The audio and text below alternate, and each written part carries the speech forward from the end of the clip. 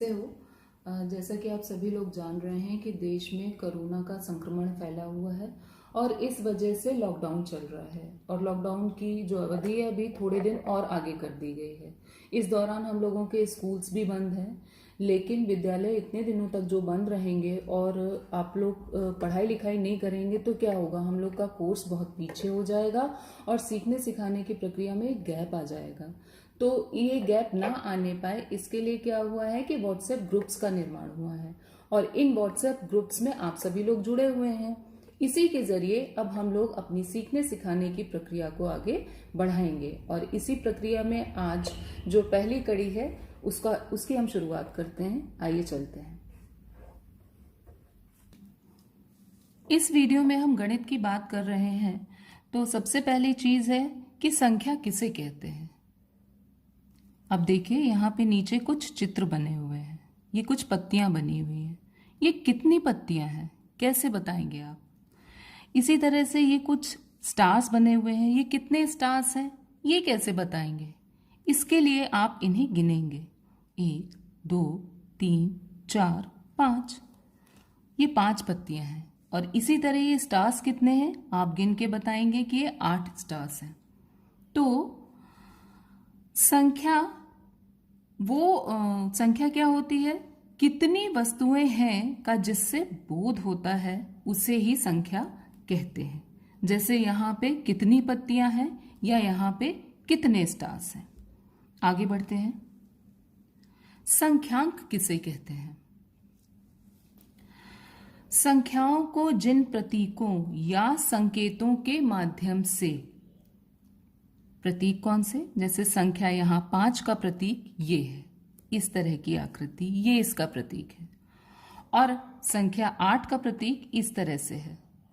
तो संख्याओं को जिन प्रतीकों या संकेतों द्वारा प्रदर्शित किया जाता है उन्हें ही संख्यांक या फिर अंक भी कह सकते हैं।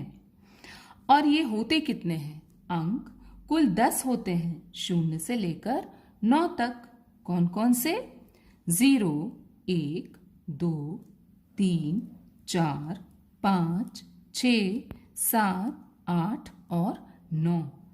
सभी संख्याएं, जितनी भी संख्याएं हैं, इन्हीं अंकों के संयोग से बनती हैं और आवश्यकता अनुसार हम अंकों की पुनरावृत्ति भी कर सकते हैं। किसी भी संख्या में हो सकता है अंकों की पुनरावृत्ति हुई हो और हो सकता है उस संख्या में अंकों की पुनरावृत्ति नहीं भी हुई हो, जैसी आवश्यकता होती है उसके अनुसार। अब बात करते हैं पूर्ववर्ती संख्याओं की।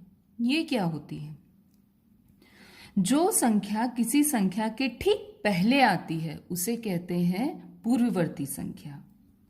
ठीक पहले आने वाली संख्या को पूर्ववर्ती संख्या कहते हैं। किसी संख्या की पूर्ववर्ती संख्या ज्ञात करने के लिए हम उससे 1 घटा देते हैं। जैसे संख्या 7 की पूर्ववर्ती यानी कि ठीक पहले, यहां पे हम देख रहे हैं संख्या 7 के ठीक पहले कौन सी संख्या आई है, हाँ 6। तो संख्या 7 की पूर्ववर्ती संख्या यानी ठीक पहले आने वाली संख्या है 6।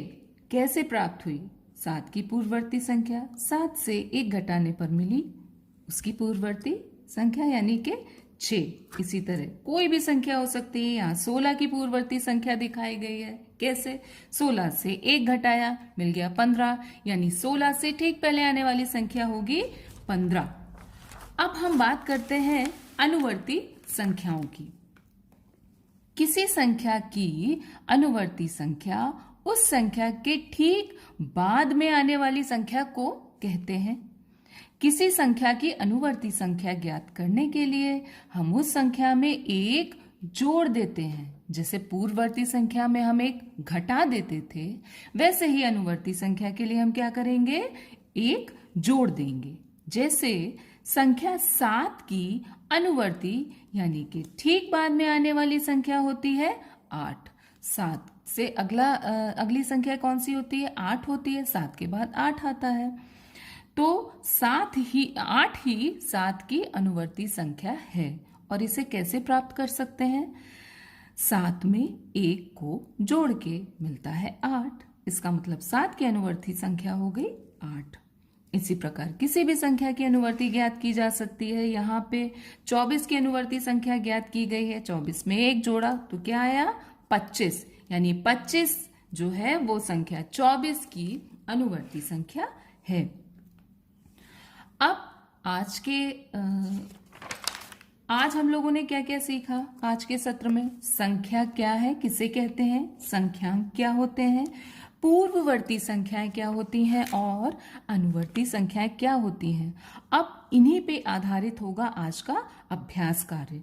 देखिए कुछ प्रश्न दिए गए हैं। पहला प्रश्न है दी गई संख्याओं को शब्दों में लिखिए। अब यहाँ अंकों वाली संख्याएं दी गई हैं, इनको आपको शब्दों में लिखना है। इसी प्रकार दी गई संख्याओं को अंकों में लिखिए। अब यहां देखिए शब्द संख्या दी गई है, आपको कौन सी संख्या लिखनी है इसके सामने? जी, अंक संख्या लिखनी है।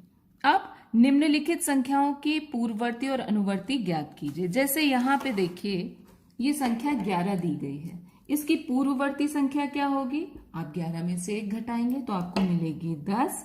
और इसी तरह 11 की अनुवर्ती संख्या क्या होगी? 11 में 1 जोड़ने पर मिलेगा 12।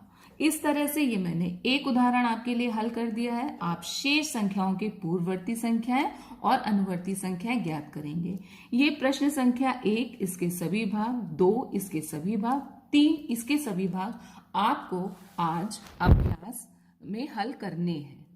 ठीक है, और ये सभी जो आप लोग कार्य हल कर लेंगे इसके लिए अलग से कॉपी, अभी कोई दुकानें भी नहीं खुली हुई है, और वैसे भी आपकी पिछली कक्षा की कॉपी आपके पास होगी अभी गणित की, और उसमें कुछ पेजेस भी अवश्य बचे होंगे। तो उन्हीं पेजेस में आप आज की तारीख डाल के और आज का ये अभ्यास कार्य कर लेंगे। और ये चेक कैसे होगा? जैसे मैंने आपको यहाँ पे ये वीडियो बना के दिखाया है, और इसकी मैं फोटो भी खींच के डालूंगी इसी ग्रुप में वीडियो के साथ ही।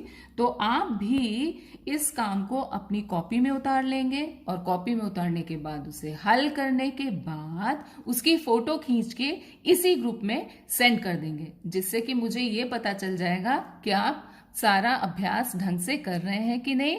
और यदि उसमें कोई गलती होती है तो मैं फिर आपकी गलती को कैसे सुधारें, कहाँ गलती हुई है, कैसे उसको सही तरह से हल करना है, इसका मैं फिर से एक वीडियो बना के डाल दूंगी। ठीक है, अब आज का सत्र यहीं पे खत्म। अगले दिन हम फिर मिलेंगे। Thank you.